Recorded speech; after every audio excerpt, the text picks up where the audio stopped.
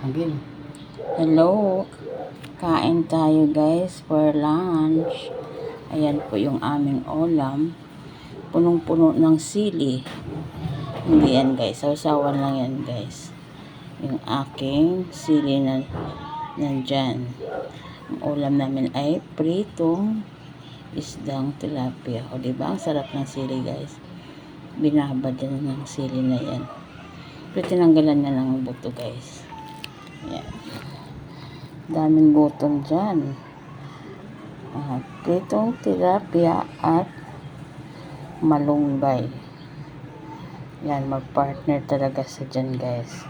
Kaya ang sarap talaga ng kain ko dyan. O diba? Sausaw pa more. Maasim-asim. Kaya habang ako'y nagsasalita, naaasiman na din guys. Kaya yummy.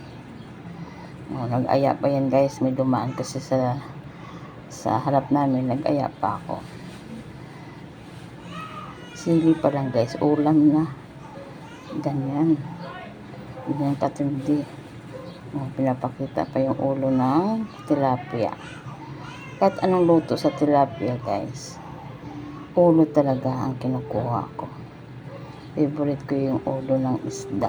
Sa lahat ng isda. Lalo't malalaking isda. Gusto ko yung ulo. Malinamnam kasi. Ayan. Pinapaliguan na ng tuyot suka. Diba? Grabe pa ang sip-sip nun guys. Walang natitira sa tinik. Lahat said. Sinisilip ko pa yung aking mother dyan kung kailangan niya po ng ulam, kumuha lang. Pag malunggay talagang ulam namin guys, marami kaming nakakain, marami nauubos na kanin,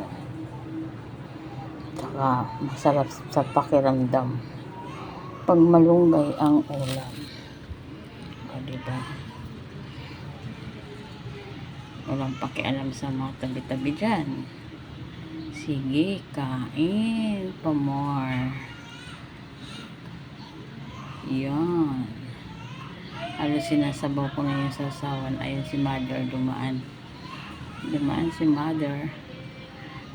Yan. Padaan-daan siya. Hindi ko alam kung anong kinukuha. Ayun na naman. Dumaan na naman. Talaga naman si mother ko. Hindi mapalagay. Siguro hindi na naman niya mauubos ang kanyang ulam. Kaya plano na naman niyang ibibigay sa akin. Sige lang. Go, go, go. Saubo pa more.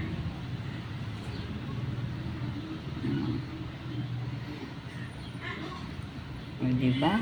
May binigay si mother. Ibig sabihin, hindi na talaga nauubos.